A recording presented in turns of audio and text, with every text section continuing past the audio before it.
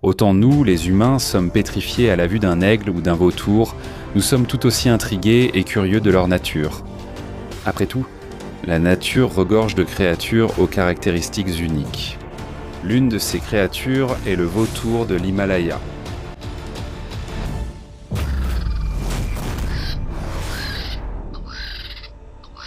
Ce vautour est un peu une vieille espèce et comme son nom l'indique, son lieu d'origine était l'Himalaya. Vous seriez étonné d'apprendre que le vautour griffon de l'Himalaya, ou simplement le vautour de l'Himalaya, est l'un des 2 plus grands vautours de l'Ancien Monde, et un véritable rapace. À l'origine, il faisait partie des continents d'Europe, d'Asie et d'Afrique, appelés collectivement l'Ancien Monde. Les vautours de l'Ancien Monde incluent aussi aigles, buses, milans et faucons. En ce qui concerne l'habitat naturel du vautour, il réside principalement dans les régions supérieures de l'Himalaya et sur les plateaux tibétains. Il est largement répandu et est réparti de manière inégale dans diverses régions comme le Kazakhstan, l'Afghanistan, le Pakistan, l'Inde, le Népal, le Bhoutan et des parties de la Chine. Cependant, nous avons suffisamment de preuves pour savoir avec certitude que le vautour de l'Himalaya peut également être observé en Thaïlande, à Singapour, en Birmanie et au Cambodge.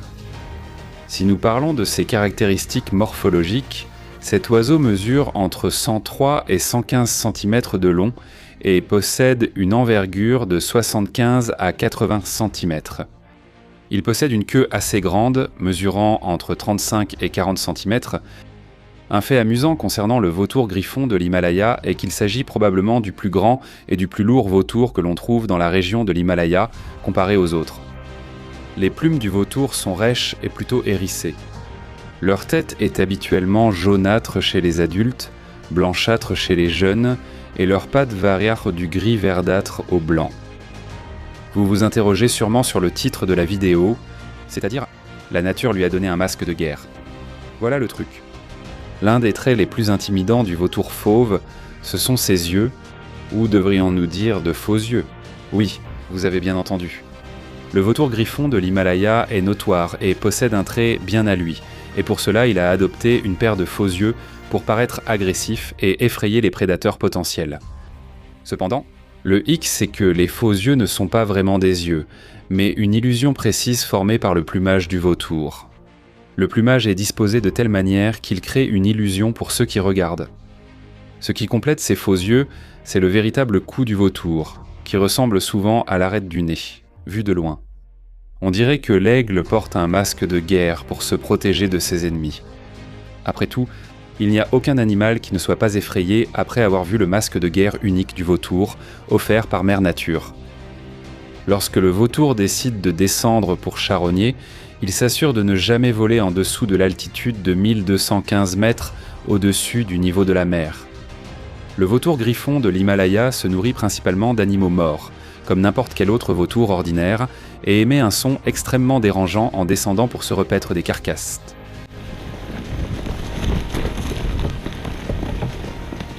Bien qu'ils se nourrissent d'animaux morts, ils restent très difficiles et préfèrent que l'animal mort soit un yak. Quoi qu'il en soit, nous aimerions applaudir l'audace de l'oiseau, non seulement pour le type d'animal mort, mais aussi parce qu'ils sont exigeants et préfèrent généralement les parties charnues.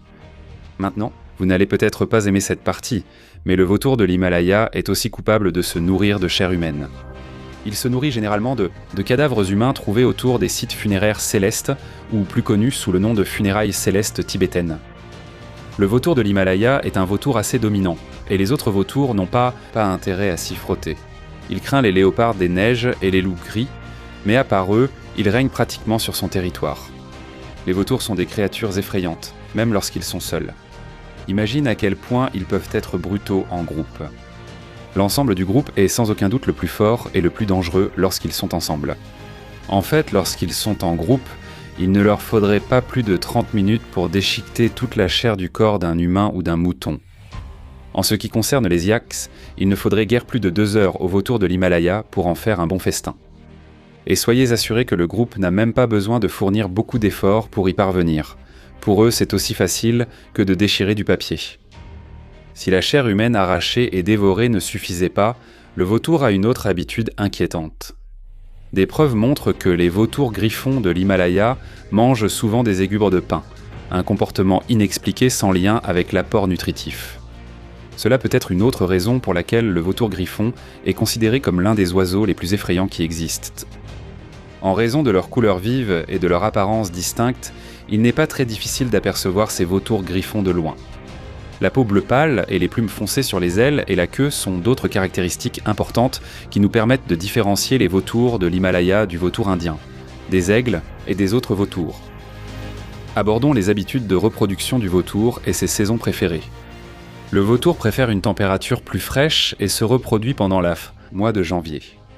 Les lieux où l'oiseau niche sont plutôt étranges. Il construit son nid en bois sur une falaise pour le rendre inaccessible aux autres animaux.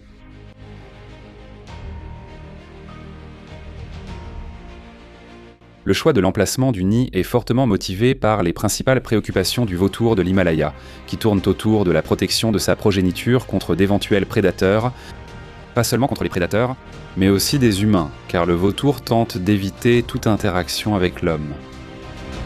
Et ainsi, il choisit de hautes montagnes, s'élevant jusqu'à 1820 mètres dans les régions du nord-est et 4245 mètres dans les zones tibétaines.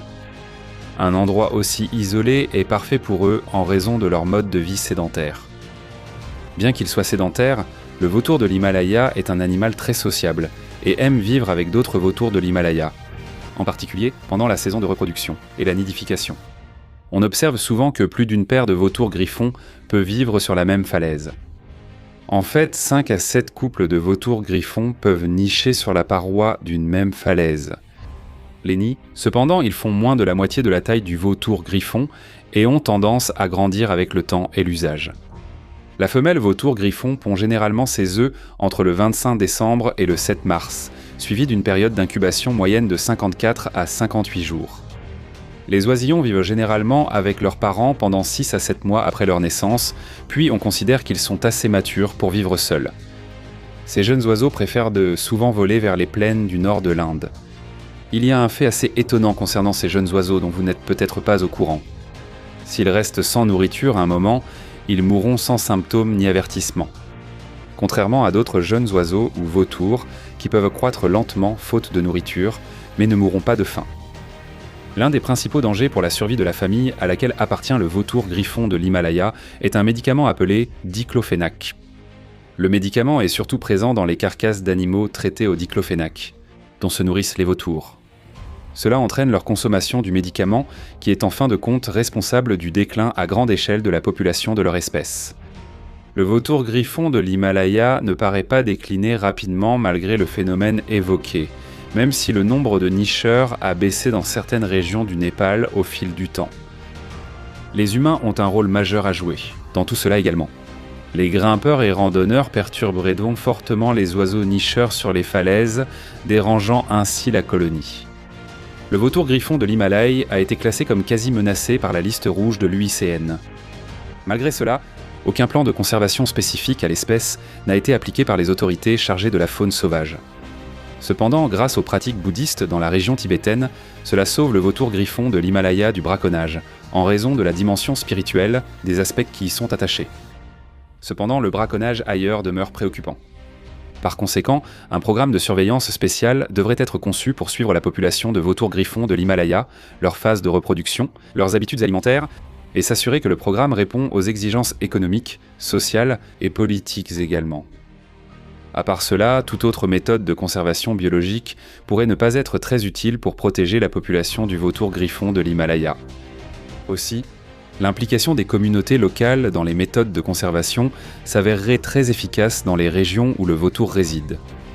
Dites-nous ce que vous pensez de ce masque de guerre, de cette puissante bête magnifique qui dévore la chair humaine, dans la section des commentaires ci-dessous. Laissez un j'aime sur cette vidéo, abonnez-vous et dites-nous ce que vous voulez voir ensuite. Merci d'avoir regardé, à la prochaine.